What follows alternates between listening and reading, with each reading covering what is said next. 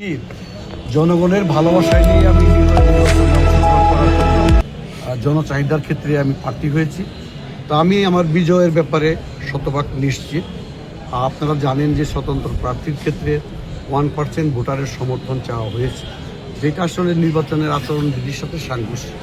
কারণ একটা মানুষ ভোট কেন্দ্রে যে দুইটা মানুষ একত্রে ভোট দিতে পারবে না, সেখানে নির্বাচন সংগঠিত হওয়ার 2 মাস আগে একটা মানুষ একটা ব্যক্তিকে সমর্থন দিবে, এটা আসলে একটু বেখাপ্পা।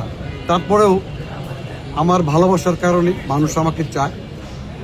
যদিও আমার এখানে 5,500-এর মতন ভোটার আপনার সমর্থন লাগে, সেখানে আমি 50,000 ফর্ম দিয়েছিলাম।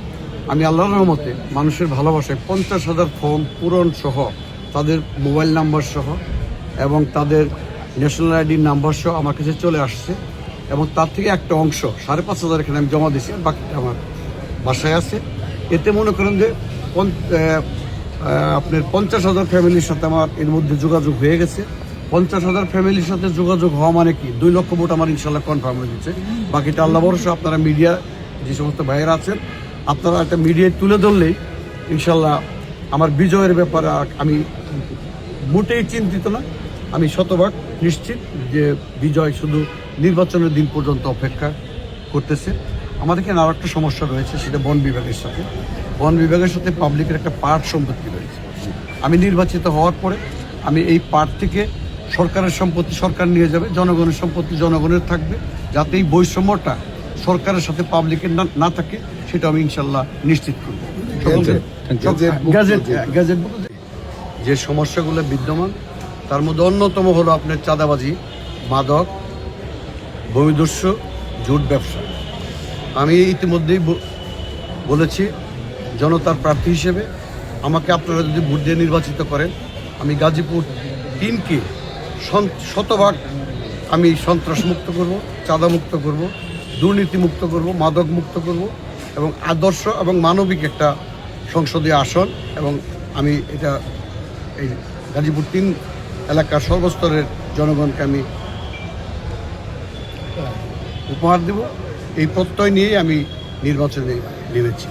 আর আমার গাজীপুর 3-এ অনেক সমস্যা আছে, চিকিৎসা ব্যবস্থা খুব দুর্বল। তার জন্য ইতিপূর্বে আমি বলেছি যে আমি নির্বাচিত হলে 500 শয্যা বিশিষ্ট আইসিইউ সহ একটা অত্যাধুনিক হাসপাতাল থাকবে। এখানে অনেক ছেলে মেয়ে বেকার আছে, আমি তাদেরকে একটা কারিগরি শিক্ষা প্রতিষ্ঠান করে ওখানে তাদেরকে প্রশিক্ষণ দিয়ে তারা যাতে নিজেদের দক্ষতা যোগ্যতায় চাকরি করতে পারে, তার জন্য ওখানে আমি একটা কারিগরি প্রতিষ্ঠান গড়ব।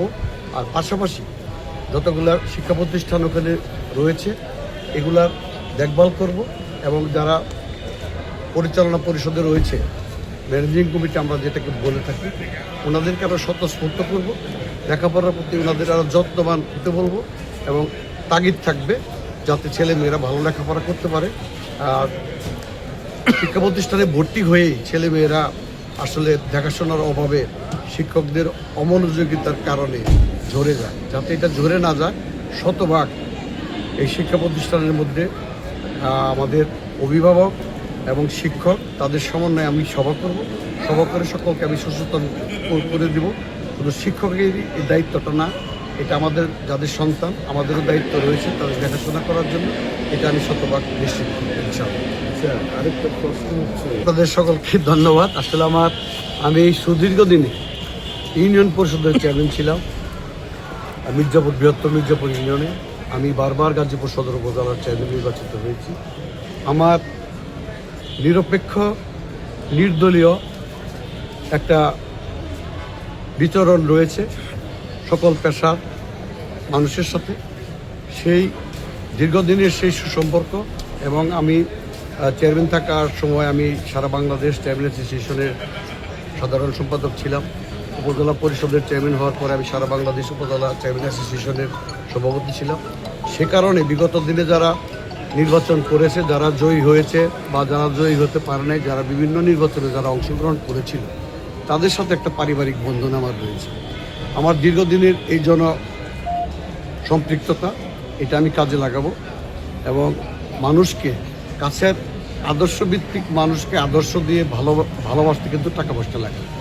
সেই ক্ষেত্রে আমার একটা ব্যাপক সমর্থন আমার 3 নির্বাচনী এলাকার সকল স্তরের মানুষের সাথে বিদ্যমান রয়েছে। আপনারা জানেন যে আমি ইউনিয়ন পরিষদের চেয়ারম্যান থাকার সময়ে আমি প্রতিশ্রুতি দিয়েছিলাম যে আমি ভাওয়ালগড় ইউনিয়ন, তখন একটা ইউনিয়ন ছিল মির্জাপুর ইউনিয়ন, এই এলাকার ছেলে মেয়েদের পড়ালেখার সুব্যবস্থা ছিল না। সেই পড়ালেখা করার জন্য আমি মুক্তিযোদ্ধা কলেজ, বীর মুক্তিযোদ্ধা হাসানুদ্দিন সরকার সহ এলাকার সমস্ত শ্রেণী পেশার মানুষকে নিয়ে দলমত নির্বিশেষে মুক্তিযোদ্ধা কলেজ প্রতিষ্ঠা করি। সেখানে প্রতিষ্ঠাকালীন অধ্যক্ষের দায়িত্ব পালন করি। সেই দিক থেকে আমার প্রচুর ছাত্র আমার গাজীপুর 3 এলাকায় রয়েছে, তারা আমার সন্তানের মতো ছেলেমেয়েরা। তারা আমাকে আশ্বস্ত করেছে, স্যার আপনি আমাদের যে শিক্ষার সুযোগটা করে দিয়েছিলেন, আমরা এখান থেকে পড়ালেখা করে সুশিক্ষায় শিক্ষিত হয়েছি এবং যে সমস্ত ছেলেমেয়েরা আজও ওখানে পড়ালেখা করে তাদের সাথে আমার একটা সন্তান, আমি তাদের গার্জিয়ান, তাদের সাথে আমার সন্তান সুলভ আচরণ